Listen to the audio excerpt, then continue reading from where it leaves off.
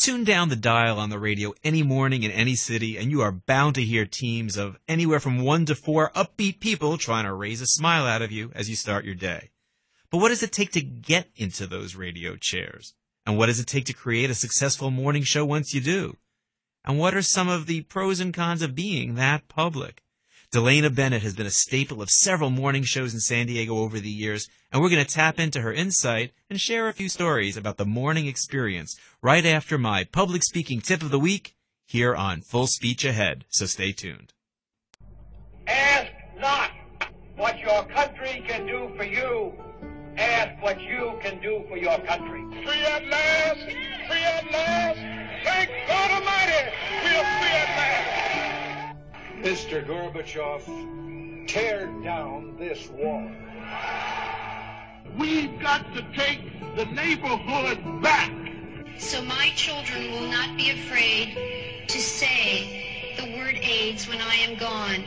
Each one of you has your own platform. Mine is a stage in a studio. Yours is wherever you are.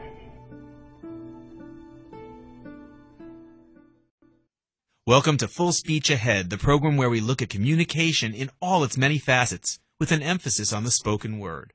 I'm your host, public speaking coach Milo Shapiro from publicdynamics.com. Before we get to my guest today speaking on the high-energy world of morning radio, here's my public speaking tip of the week. Many years ago, I was one of about 10 speakers on a program, each of whom was given 10 minutes. Afterwards, a woman in the audience came up to me. She was a speaking coach I had never met before. She asked me, "What did you do to warm up your face before you hit the stage?" I honestly had no idea what she was talking about. "Warm up my face?" I said to her. "Yes, of all the speakers today, you were the only one whose face looked alive and alert. What did you do to warm up your face muscles beforehand?" I had to think, and I remembered that just before I had gone on stage, I wanted to make sure I had my opening story down pat. So I ran it in the mirror really fast over and over backstage. And since I was doing it silently, I was over-exaggerating my face muscles. I've since learned there are a lot of muscles in our face, and by pushing them to the limits before you hit the stage, you're more likely to use them more fully than you would have if those muscles weren't given a stretch. As I say to my clients now, your face is going to warm up. It's up to you if you want it to happen 2/3 of the way through your program or before you hit the stage so you look invigorated right from the start.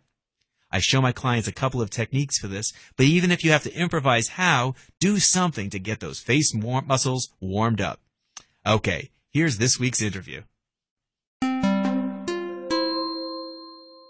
My guest today is Delana Bennett. Delana has hosted successful radio programs in Seattle, Washington, D.C., and for the past 10 years has been a familiar voice to San Diegans who connect with her as a fun, outgoing woman who makes them smile with her unique brand of humor.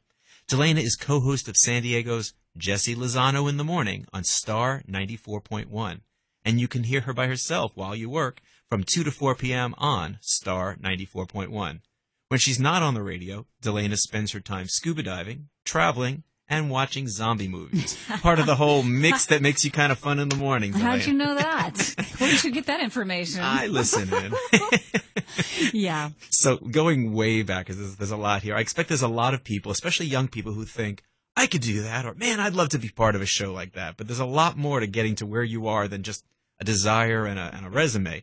Take me through your journey from what drew you to radio in the first place to being someone that San Diegans hear every morning. Okay. It's quite a story, you know. I'll start back when I first remember getting my very first recorder. And my mom would have friends over, and I would walk out and try to entertain everybody in the living room. And I would take my recorder out, my little microphone, and I would walk around and interview everybody who was sitting on the couch.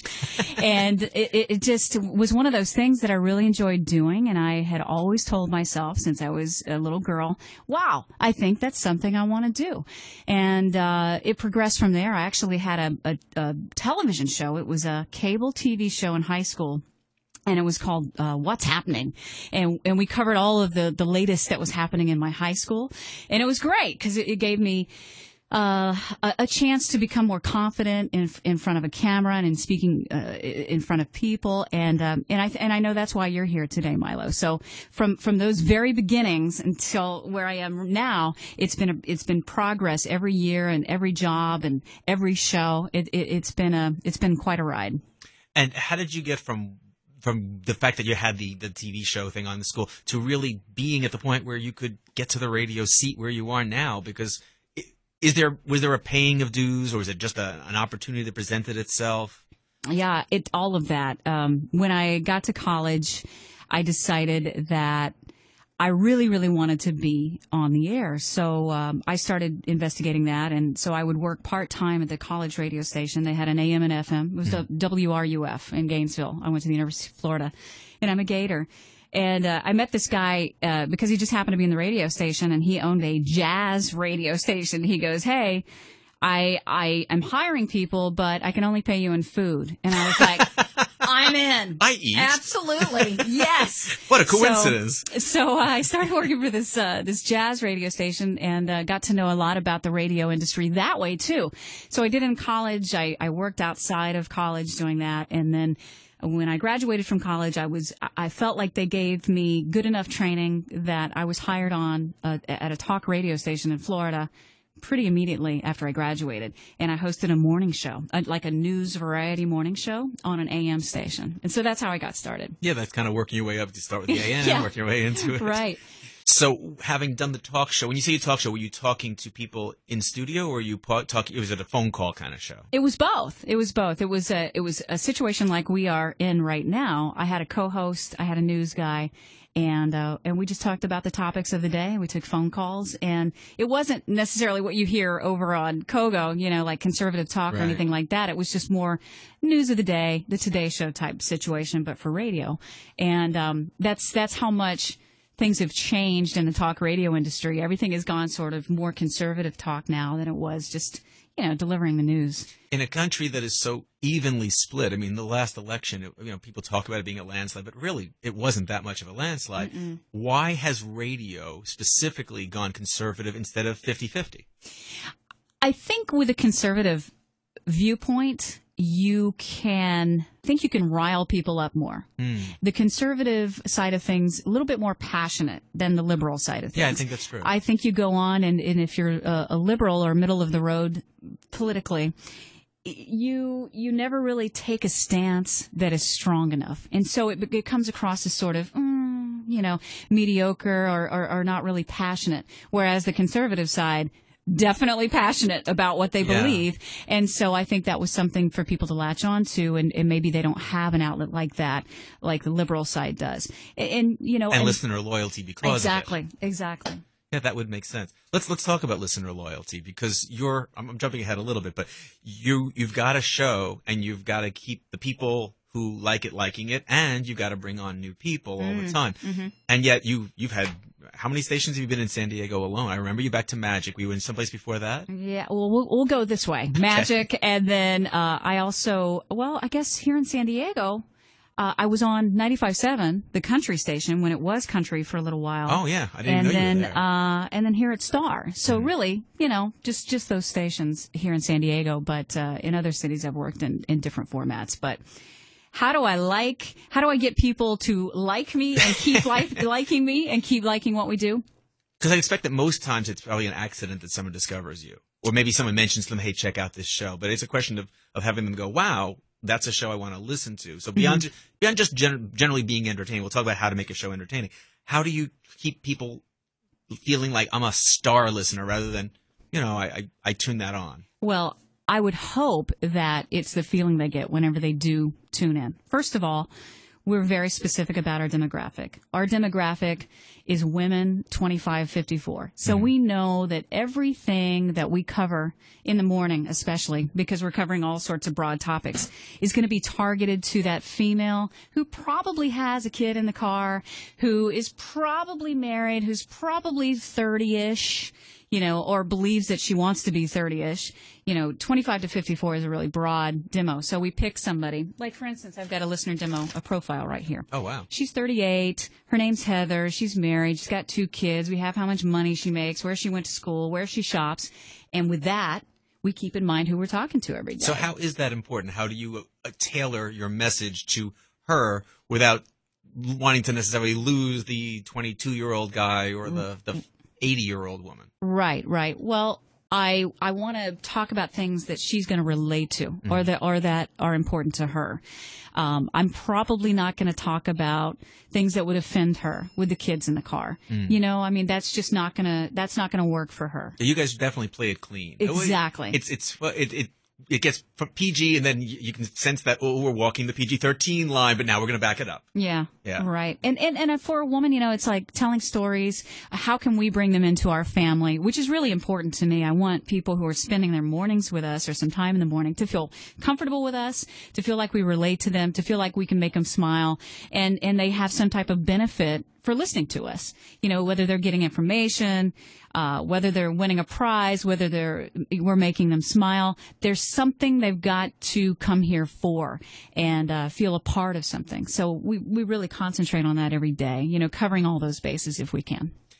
When you do your afternoon show, you're on your own. Yeah. And it's got to be night and day compared to the morning when you're part of a team and so much is going on. Right. Because it's not just you and Jesse. How many people are there all together? There's Jessica, who's our executive producer. I also have an associate producer named Janicia. We have someone who's on the streets. She's also an intern. Her name is Shannon. And we have Mickey, who's also part of their team. So 6 but people that's to not coordinate. all. I mean, I could go into other things, too. We have somebody upstairs scheduling music. We have production from Malcolm, so it takes a great effort to make a morning show successful, that's for sure. So which is easier? Is it easier just to go, it's just me? Or is it harder to say, I've got to come up with everything I want to say when I'm during those 2 hours in the afternoon, rather.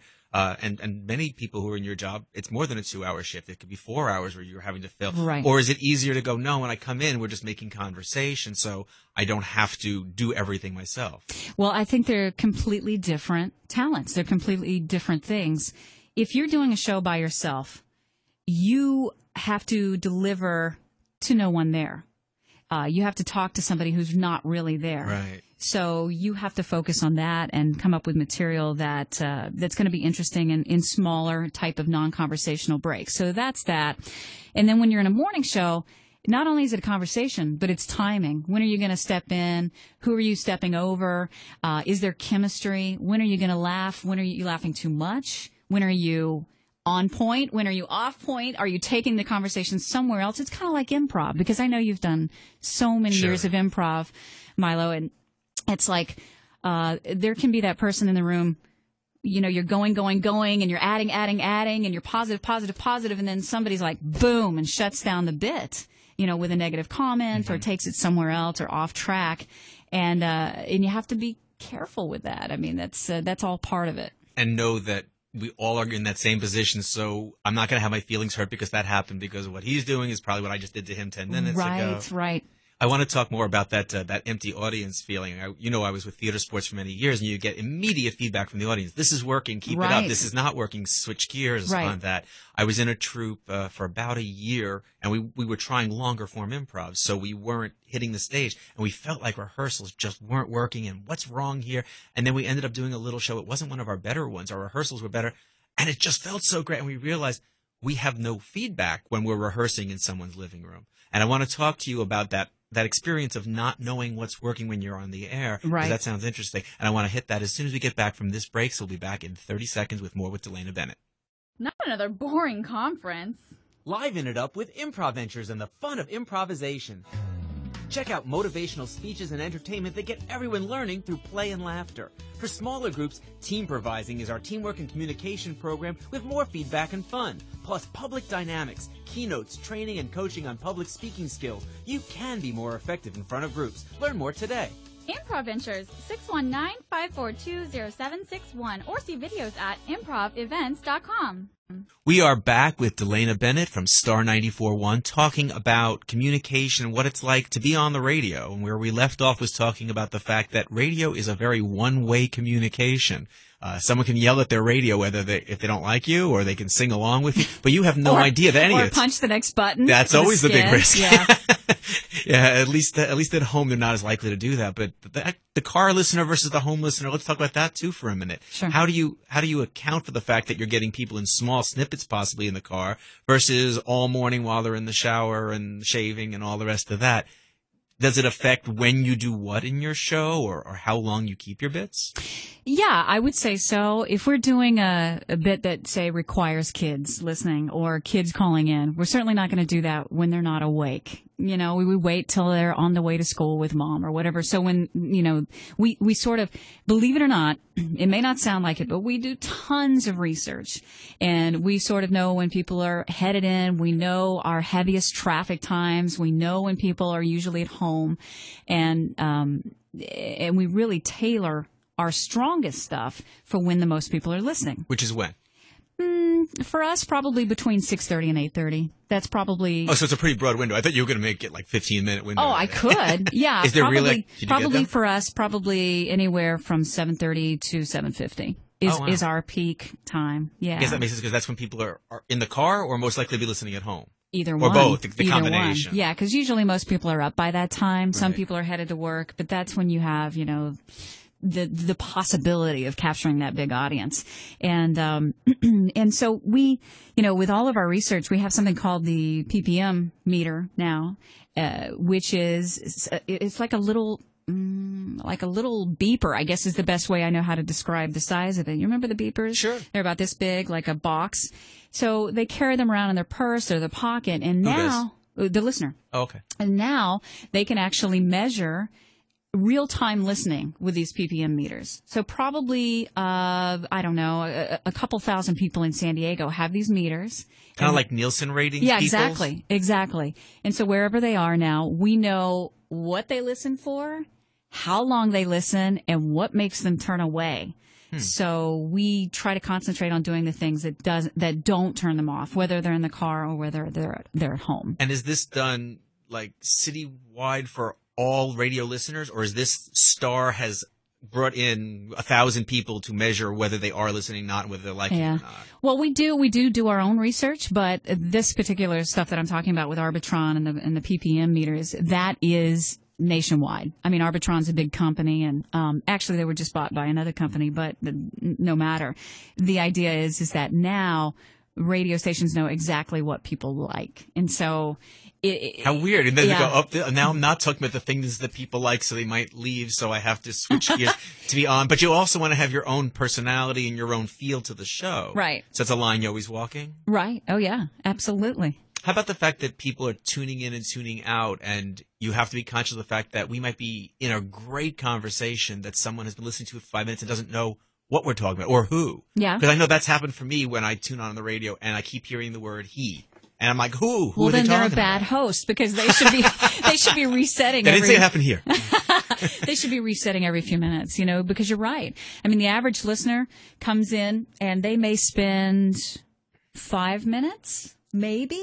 I mean, that is a really long time in radio typical? world. Yeah, that's a really long time if it's a really great interview. I mean, probably now we wouldn't do an interview over 3 minutes anymore because people just, for us, I mean, I'm not saying that's true for NPR or true for talk radio or something like that. And if it's a really compelling interview, people may stay. But the truth of the matter is we live in a society where you can get almost anything in about a minute on YouTube or a minute and a half, and people get bored. So if you're not resetting and if you're not telling people who are coming in and out in every minute and a half, every 2 minutes, then you're probably losing your listener. That must be frustrating, though, if you have a really interesting guest and you feel like, I would love to delve into this, but it's not what today's format supports. Exactly. Not for us. Like, for instance, if we had a really, really great guest, what we would probably do is plan ahead and tape it and then split it up. So if somebody did want to stick with us, we would tease them to the next segment so we don't lose the majority of our listeners, or we would put the rest of it on the website and people can go to it and get it on demand. And if you are breaking into segments, you can always say, when we were talking earlier, we said this, you get a quick summary to bring people up to speed for that. Yeah. So one of the things I always think is amazing when I listen to morning show hosts, I mean, if there's any word that comes to mind, it's like up. You're upbeat. You're trying to create but there's got to be days where you're sick or the dog just died or something. How do you walk that line between being real and being entertaining so that you can manage it, that you can cope with it? The show must go on. Yeah. I mean, it really is the entertainment industry. And as you know, you see some of the stars that continue to perform on Broadway if they're sick, or you see some of these rock stars who are just fighting the flu or whatever, and they'll still get up there and they'll sing. And sort of, I liken it to that. Yeah, you may not be feeling your best, but you have to give it your best no matter what, because people are depending on you to get them up in the morning, and they're depending on you for the information. I mean, but that's being said, it's like, I do think because of what we do, being real is probably the best way you can go with it. And, if you are sick, hey, I'm not feeling great today, I'm going to do my best. I think people expect that from us, the realness of it now, especially with reality TV and everything else. The more we can share, the more we can open up and make them feel comfortable with us, the better. Less Hollywood and more the friend who happens to be on the radio. Yeah, and that's really what we are. So where do you draw the line on sharing? How do you know when you want to let them in on Delana's life versus I'm just going to suck it up and just keep smiling? Mm-hmm. It depends on the topic. Getting back to that mom with the kid in the car, who is the majority of who we're talking to. I mean, I'm not saying guys don't listen. They do. But it's about Thank you. Because I do. Yeah, exactly. But it's about 60-40. So we try, am I going to talk about, my sex life all of the time? No, absolutely not. Because try to explain that to your 4-year-old. Yeah. You know what I'm saying? And if you want that, you have different outlets for that other shows concentrate on. Am I going to talk about a heartbreak? Probably. Because, of course. I mean, everybody has that. Everybody has situations that just destroy them, or situations that are something to celebrate in their life. Those are the things that life is made of, those celebrations and those disappointments. So anything like that, yeah, I would share almost everything. I'm particular about a few things. It's funny because, that Beyonce documentary was on not too long. It was this weekend. Mm-hmm. And in her documentary, she goes, I always struggle with how much to share, because once you give it all away, it's all out there. You don't have any more secrets. And I think it's good to be mysterious about some things. Why not? So you were telling me earlier that you've been sharing about being a foster mom. Yeah. And was that a weird thing to share because that was a little too personal, or was there any question of whether the foster child would want you to share that? Was that something you discussed? It was an interesting thing to be able to talk about, and how I was going to talk about it, because number one, I had to keep his identity secret. Mm-hmm. He had to remain anonymous just because of the situation he was in. So I called him Batman on the air. And my partner Mary, and I had him for a year. And he was an integral part of our lives for a year. So of course, there were all sorts of situations, whether he would lie about something, or he did some stuff in Walmart that cracked everybody up. He loved to talk to people. So, he would just say hi and strike up conversations wherever we were.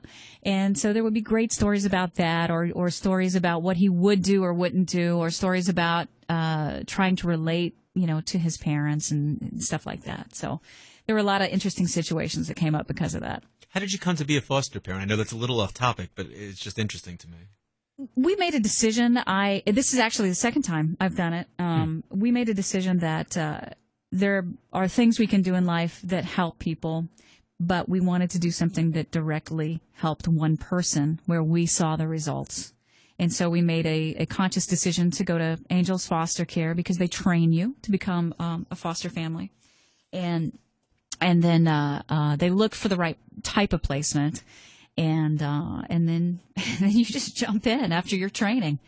It was probably one of the most incredible experiences of my life. It really was, because I learned so much. That's great. Are you able to I say? encourage anybody to do it if you have it in you to do it. But I will tell you, the foster system can be a very challenging place. Are you able to say where Batman is now, roughly? He's with his forever family. Cool. He is being adopted, and he's with his 2 sisters, and he's doing well.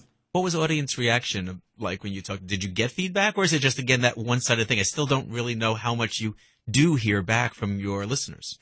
Tons of emails, tons of Facebook messages. We would do phones if we did a silly story, and other people's kids did the same thing. Especially from the foster community, a lot of foster moms listened, and they would reach out and say, "Hey, we've been there, we get it," and thanks for sharing that with us. Any fallout about the fact that it was you and Mary and not you and Michael? Did you get any reaction to that? I have never had. Well, I won't say that. I've had a couple of emails concerning that weren't so nice. But for the most part, San Diego is a really cool place to live, and people know we're all different. Yeah. In a city this big, I'm happy to hear you've only gotten a few negatives along with all that positive support. You've gone through a lot of changes in the last few years in terms of what's going on at Star. When we come back from this next break, I want to talk about the gelling of a team and switching gears and how that affects a morning show, because who you are and who's talking, that's kind of everything. So we're going to look at that when we get back in 30 seconds after this break. Got photos that need improvement? Freshen your photo. Old family shots that have gotten damaged? Freshen your photo. Want someone or something removed from a picture? Freshen your photo. At freshenyourphoto.com, we turn the pictures you have into the pictures you want. Add muscle, lose weight, lighten face lines, whiten teeth, fix darker off-color shots. See before and afters from dozens of happy customers at freshenyourphoto.com. That's freshenyourphoto.com. And we're back on the air at Full Speech Ahead, talking with Delana Bennett from San Diego's Star 94.1. And when we left off, we were talking about how a morning show comes together, how you get to know someone and make it work. So let's talk about the changeover recently. When did Jesse come on board? About 8 months ago. About 8 months ago. Yeah. And did you know him previously? I knew him through certain situations. We had known each other socially, but I didn't know him. Mm-hmm. We weren't friends, so we were definitely thrown into a room together. And they kind of, when you throw balls up in the air, it's like, okay, are we going to be able to catch both of them and make this work? Can we continue to juggle? And fortunately, it has. Before we talk about how you work together, tell me about the process in a morning show. How much is Delana, we're looking for somebody, who would you gel with, and how much is this is your new partner? Because radio has really changed. It was both. It was really both. I think that, from Jesse's perspective, he has been in L.A. and actually still does a show in L.A. He does a show in Seattle and Phoenix. Oh, wow. And he records it here in town? Yeah. So he's a busy guy. Yeah. And he knew in his heart, he wanted to get back to San Diego. So he had sort of always been looking for an opportunity like this and knew that he was sort of growing out of the 933 kind of format. So when this opportunity became available, he was first on it. And I think that, I'm going to give credit to Jimmy Steele and, at the time, Debbie Wagner for putting that together, because, they're people here at Star. Yeah. And management, they knew that what a professional he was and how great he was at transition and change. And, so I feel like I'm very similar to that. I can sort of go with any situation. I can fit in. I'm an actress. So you put me in any situation with any host or co-host, from Danny Bonaducci at one point to Jeff and Jer. You were a sidekick for Danny Bonaducci? That's right. So you can. How did I not know that? So in the industry, I am known as one of those just utility players. You can put me anywhere, anytime, and I'll go with it. So it just depends on what character you want me to play. Do you want me to play nice? Do you want me to be snarky? Do you want me to do this and that and whatever? And if you define where you want me as a role on your morning show, I can usually do it. You even went through a period on a different station where you took on more of a character, didn't you? Yeah, yes, but it was a colossal failure. I think, though, it's a great experiment that you tried it. What you realized is you're better off being yourself. Yeah, exactly. I wanted to try it because at the time there weren't any leads who were women. Mm-hmm. And so there was this opening at a hip hop station, Z90. And so I changed my name to Roxy, and I did a show called Roxy and the Misfits, and it was filthy. And it was a lot of fun, and it was a huge failure because I think for a lot of reasons, maybe not because of the material, maybe not because of the show, but for a lot of different things. But it wasn't right for me. I know that. Mm. Does it sometimes hurt you with the soccer mom audience to go, gosh, there's something I want to say right now because this would be so funny to the 20% who wouldn't be offended? Oh, absolutely. In fact, there was something this morning that came up, and shoot, I'll tell and you can say why it not? here because why not? This is internet radio. We're not actually on the air, so or at least on the FCC regulated air, right? So. Yeah, this morning Jesse was talking. He had to do we call it a keyword, and he was giving the keyword, and the keyword was clap, CLAP. And I said, I've only had it once. So, and he goes, Delana, that was recorded for 7 a.m. We can't use that. And, but we laughed about it and, we went on. So, it wasn't aired, but I love that kind of stuff. And no, I have to bite my tongue a lot. Yeah, from what I know of you, I bet you do. And are you passing each other notes like what you really would like to say? Yes. We've actually toyed with the fact of doing an off-air show and taping it in there or just setting up a camera so people can kind of get a glimpse of what we do talk about off the air. Yeah. That'd be kind of neat. How do you communicate during the show when there's a live wire? Is there a way? Are you just like flailing your arms at each other? No. Here, I'll give you an example right now. Okay. I can talk to you in your headphones when we're on the air, and you'll be able to hear me just in your headphones. So my listeners didn't hear what you just said to me? Yes, because I have my mic on. Oh, okay. But I thought you were showing me, so I thought only I heard that. Oh, but I could. Yes. I believe you. Yes. It won't make much sense on this if you do it. So you say to him something like, Jess, we should wrap up this bit, and the audience doesn't hear that. Exactly. Oh, okay. That does make sense. Or the or Jessica, who's most of the time going to be using a tool like that, would say it in our headphones as we were talking. I always wondered if you had some kind of like chat thing where you were typing so you see things. You do that as well? Yeah, we use AOL. We use AIM too. Instant messenger. State of the art technology. People are going to hear this and rerun and go, how old is this show? They're using AIM. But if it works, it works. Everybody in the building uses instant messenger. Oh, isn't that funny? Yeah, well, it still does the point that you need it to. So we sidetracked from you and Jesse trying to coalesce. So what was different the first week versus now as far as once you figured out each other's style? It's easier. Does that answer your question? It kind of does. Maybe there isn't a more specific answer. You just kind of, it just gets easier. You come in and you start to, after the awkwardness of trying to get to know one another and learning what each other's person's speech patterns might be or what they find funny or where to go with things or what you can make fun of and not, how to say things and not hurt their feelings or what will hurt their feelings. It becomes a situation where you come in here and you're just friends and you're having a conversation and it's very normal. But you also know exactly where you're going with things. And that's the important part of radio. It really isn't like a true conversation because a lot of times we know we only have 2.5 minutes to do something. Right. That's not a normal way to converse. Exactly. So it's like, okay, we've got to get out of this in 2.5 minutes. We've got to look for an out that is going to be satisfying and pleasing to the listener, but still sound like we're having a real conversation and a conversation with a third. Maybe if we're doing callers, they're part of the conversation too. So it's really a dance. And so after you've practiced for however long, sometimes it takes years, but you become better dance partners, better conversationalists together, and you can finish each other's sentences. So you come in and it's an easier thing. You know the topic and you sort of know where the other person may take it.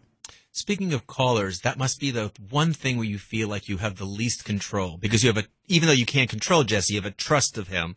But with the callers, and I remember when I was a kid, nothing was live. Everything was always played back. If I called into a radio station, I could run over to the radio and a few minutes later hear my call. Mm-hmm. So now that everything's live, I mean, I know you can do a 7-second delay, is it? Yeah, absolutely. But unless someone says something really off base to do that, you're still just sort of at the whim of where a call goes. So have callers ever taken you to kind of a darker place than you wanted to go? In fact, it happened the other day. A lady had called, and I can't remember the topic, but she brought up someone dying of AIDS. And it was a light, fun topic that we were doing, and then she sort of took it to that place where it was like, whoa, you know, the bit sort of changed gears. You know, it became a much more serious topic. But that was okay, and you went with too. it rather than wrapping up the call. Yeah, we that totally actually sounds went like with a great thing to do, because it's very real. Yeah, and to cut her off might have felt like, oh, don't ruin our fun show. So to go there, wow. And you have to play that as it comes up. I mean, maybe you have a caller that's just going on and on and on and on and on, and you don't quite know how to wrap it up. So that is also a talent, to be able to sort of interject and at the same time sort of sum up what the caller's saying and move on without it sounding too abrupt. Makes sense. There was one morning I mentioned to you earlier that it was one of my favorite morning show moments ever on any show I've ever heard. It was with you and a previous host, and it was after you had just stepped in to replace a really, really popular group who had a very loyal following. And I guess it was about a week or two into the show, and both of you were new to being in that spot. Mm-hmm. And he said, I want to do it. I want to talk about the hate mail. And I could hear a bit of an apprehension from you, like, we're really going to go there? I don't know how much you did or didn't actually. Did you know he was going to do that? Maybe I should ask that now. I did. I think we actually talked about it, and I said, "Are you sure you want to do it?" In fact, I think we had a really long discussion about it. I'm like, oh, okay. You know, you're not. You really, hit it well. you know, you're not really gonna be able to please those people, but at the same time, why not? Why not address it and let our listeners know, if they do like us, that that we do know this is a big change, you know, and to let them in to what we were dealing with at the same time trying to establish a new show, because it can really get into your head if people are saying really, really mean things to you. It's like, hey, you know, and based on what he read, they were. Yeah, it's like, we didn't make that decision. You know, that decision was based on a whole bunch of other stuff, whether it was money or contracts or negotiate. I don't know. But here we sit, and we're still trying to entertain you. So please, you know, it's just like, hey, just go a little easier on us. So how did that moment feel of doing that on the air? Was it cathartic to finally be able to just say, you know what? Yeah, but I still get nervous about bits like that because, in a way, I feel like listeners don't care. Sometimes I feel like they don't want to hear that kind of stuff. It's like, no, just give me what I need, and let's move on. And I want to hear, you know, I expect light and easy from you. I don't expect heavy. And so I get nervous when we do the heavy bits. And I think anybody does, just because. But that's something that I have to work on. I have to get better at, because life is heavy at sometimes, as you know. And although maybe I'm not your demographic, I'm sure not a soccer mom. I couldn't leave the car. Right. I was sitting in a parking lot, having gotten to where I was going, listening to you read these mails of like people just saying horrible things about the fact that you weren't the previous team and you had no control over that. Mm-hmm. So I don't know. Maybe I like it a little more real. Let's talk a bit. That's good to know, though. Yeah. Mm-hmm. Hope we send that up to the feedback of the people up top. Some people like it real. Has it ever been troubling to be too well known in town? Has that ever been? You know, people think that you're their friend and you don't know them. Well, we're going to talk about this tomorrow, because something happened to me over the weekend that was hilarious. I was in Whole Foods up in La Jolla over the weekend, and they had the sample table out, and it was Luna bars, and I was hungry, so I went over to the sample table, and I picked up a whole dish of the Luna bar samples. And I'm just, you know, boom, 1, 2, 3. I had like 4 or 5 little samples, and I'm about to walk off with the dish. And the lady behind the sample table goes, "Are you Delana from Star?" And I go, yeah. You know, I just sort of like stood up and I said, "Yes." She goes, you really like those Luna bars, huh? And I go, I do. And she I'm going to buy 6 boxes right now since I ate so many of the samples. I did. And I actually ended up buying like a whole bunch of Luna bars. And she goes, here's a coupon, here's a box, you know. And you know she's going to talk about it because course. you may not be Oprah, but you're still Right. here. You're a celebrity. She knew who she was. Right. And, you know, she said, I'm Marissa. I said, hi, I'm Delana. She goes, oh, I know, blah, blah, blah, blah. And yes, there are situations even worse than that. And Jesse and I are, you know, have talked about it many times. We've both been in a situation where we are in that position, and you know what I mean, at the doctor's office. And, the doctor says, so, you work on the radio. You're Delana. And you're like, hi, you are actually inspecting parts of my body and you want to talk about what I do for a living. I'm not going to cut to a traffic report here. Yeah. So it gets a little awkward. As Jesse told me a story that his doctor was actually looking at his, as he says, his wiener, and wanted to bring up the fact that he listens to them on the air, you know. And it's just, I think doctors, though, don't feel like that is awkward because they are going to talk to anybody about what they may do during the day. Yeah, it's their comfort zone, not yours. Yes.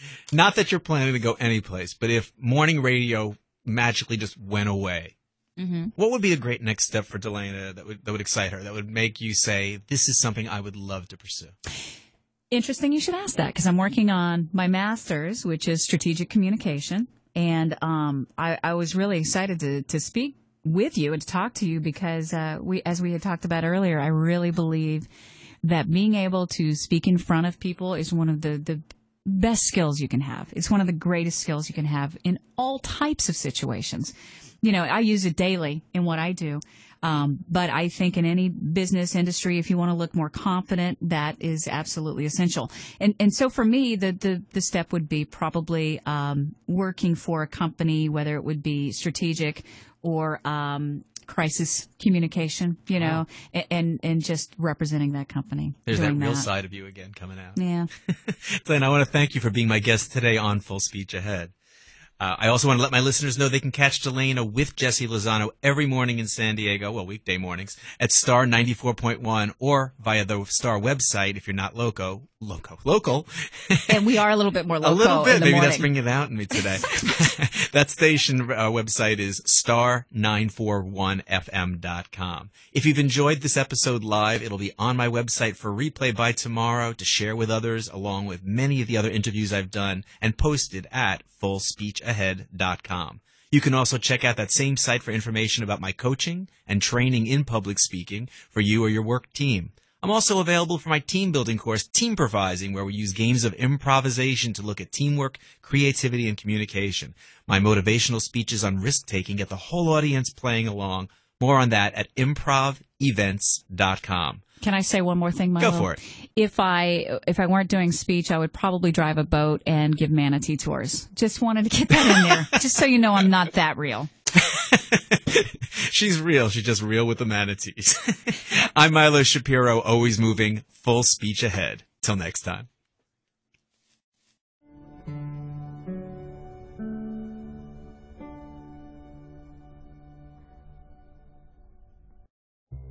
Full Speech Ahead is a production of Thrive Talk Radio, a collaboration of leaders broadcasting together as catalysts for change. We are committed to supporting your highest well-being through limitless possibility, vibrant health, conscious choices, and personal transformation. Our motto is Empowered Words, Empowered Lives. More on all of our varied programs at thrivetalkradio.com.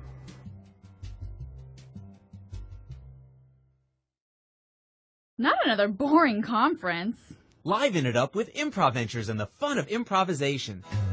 Check out motivational speeches and entertainment that get everyone learning through play and laughter. For smaller groups, Teamprovising is our teamwork and communication program with more feedback and fun. Plus public dynamics, keynotes, training, and coaching on public speaking skills. You can be more effective in front of groups. Learn more today. IMPROVentures, 619-542-0761, or see videos at IMPROVevents.com. Got photos that need improvement? Freshen your photo. Old family shots that have gotten damaged? Freshen your photo. Want someone or something removed from a picture? Freshen your photo. At freshenyourphoto.com, we turn the pictures you have into the pictures you want. Add muscle, lose weight, lighten face lines, whiten teeth, fix darker off-color shots. See before and afters from dozens of happy customers at freshenyourphoto.com. That's freshenyourphoto.com.